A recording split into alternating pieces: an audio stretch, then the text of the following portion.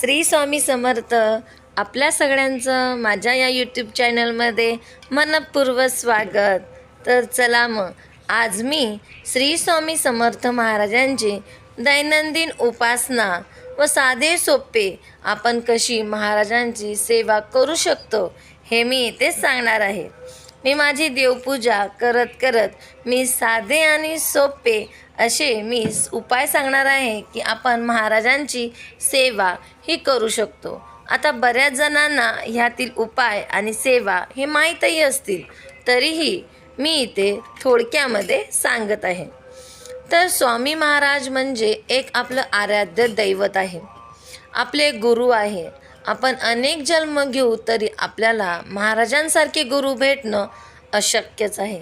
जीवनामध्ये अनेक समस्या आहे, अनेक अडचणी आहे, त्यातून आपल्याला बाहेर पडायचं आहे.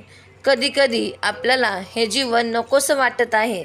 तर अशा वेळेस आपण महाराजांची सेवा नित्यनियमाने जर करत गेलो, कोणती अपेक्षा न धरता, तर महाराज आपल्याला पाहिजे तेवढं त्याच्याहीपेक्षा जास्त आपल्याला ते देतात. तर आपण काय करू शकतो तर बघा, 21 पौर्णिमा आपल्याला स्वामींच्या मठामध्ये कोणतंही एक स्वामी महाराजांचं स्तोत्राचं पुस्तक जे असतं ते आपण दान करू शकतो. आपण 11 लोकांना दिलं तरीही चालतं.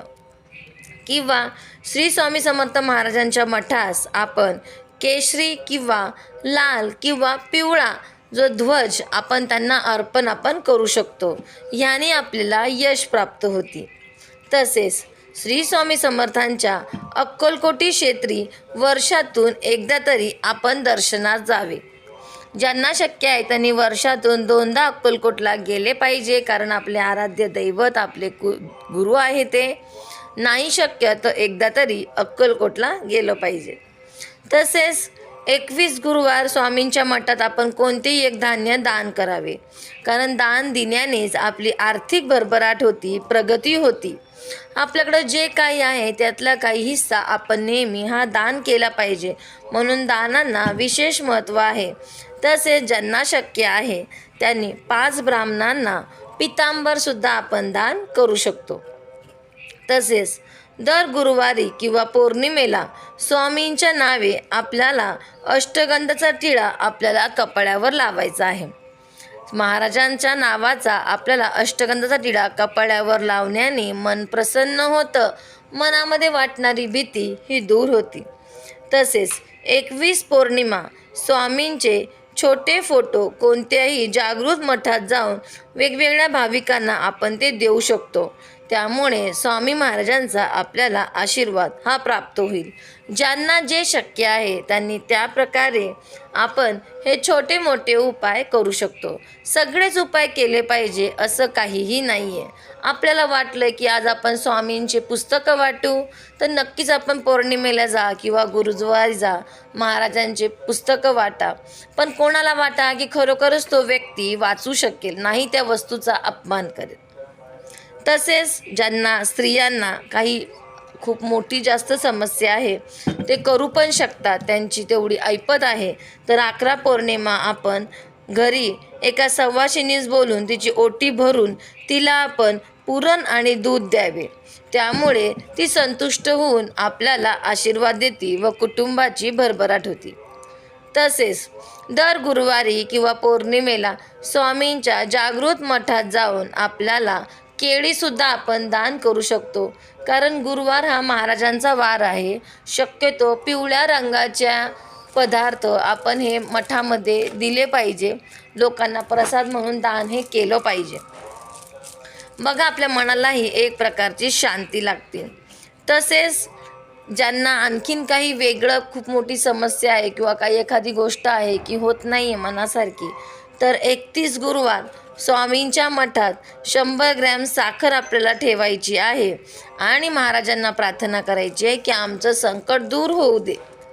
महाराजांना काही देण्याची आवश्यकता नाही, पण आपला मनातला भाव आहे तो 100 ग्रॅम साखर ही आपण आपल्या गुरुला दिलेली आपल्या मनातला भाव आहे, आपली श्रद्धा आहे, म्हणून आपण ती द्यावी आणि महाराजांना विनंती करावी. कारण आपण महाराजांशिवाय कोणालाच काही मागू शकत नाही आणि तेच ते आवडीने आपल्याला देतात. बघा, महाराजांना कांदे भजी खूप आवडती. मग एखादा गरीब माणूस असेल, रस्त्यावर तुम्हाला दिसला आहे, त्याच्याकडं पैसे नाही आहे किंवा भिकारी आहे, अपंग आहे, त्यांना तुमच्या हाताची केलेली कांदा भजी तुम्ही आवर्जून महिन्यातून एकदा तरी अशा व्यक्तीस द्या. त्या व्यक्तीचा तुम्ही आशीर्वाद घ्या, आपल्याला नक्कीच ते पुण्य मिळतं. तसेच पीडा क्लेश घालवण्यासाठी स्वामींना जव व पिवळी मोहरी स्वतःवरून ओवाळून 21 गुरुवार स्वामींना आपण ते अर्पण करू शकतो. किंवा महाराजांचं नित्यसेवेचं आपण दर गुरुवारी पुरी एक पोथीसुद्धा वाचू शकतो. स्वामी समर्थ सारामृत आहे किंवा गुरुलीला अमृताचा ग्रंथ आहे, तो सुद्धा आपण वाचू शकतो. असे वेगवेगळे छोटे छोटे उपाय केल्याने आपल्या मनामध्ये स्वामींप्रती भक्ती निर्माण होती, प्रेम निर्माण होतं. तसेच महाराजांना केशरसुद्धा खूप आवडतं, म्हणून आपण 5 पौर्णिमा स्वामींना केशरसुद्धा अर्पण करू शकतो. तसेच अचानक आलेले गंडातर टाळण्यासाठी, मोठे संकट टाळण्यासाठी श्री स्वामी समर्थांच्या जागृत मठात न चुकता तुपाच्या छोट्या पंत्या आपण 11 गुरुवार त्या आपण लावाव्या. त्याने स्वामींना प्रार्थना करावी की आमचं संकट दूर करा. कारण तुपाची पंती ही एक भरभराटीची आर्थिकीची प्रतीक आहे. मोठे संकट आल्यावर आपल्याला स्वामींच्या मठात जाऊन आपल्याला रोज दर्शन घ्यायचं आहे व महाराजांना प्रार्थना आपल्याला करायची आहे. नित्यसेवा म्हणून आपण अगरबत्ती, अत्तर, धूप, गुलाब पाणी, गोमूत्र, ज्यांना जे शक्य आहे, महाराजांना सगळं काही आवडीचं आहे, आपल्या ऐपतीप्रमाणे ज्यांना जे वाटेल ते दान करा. दान केल्याने आपले अर्धे प्रश्न हे दूर होतात.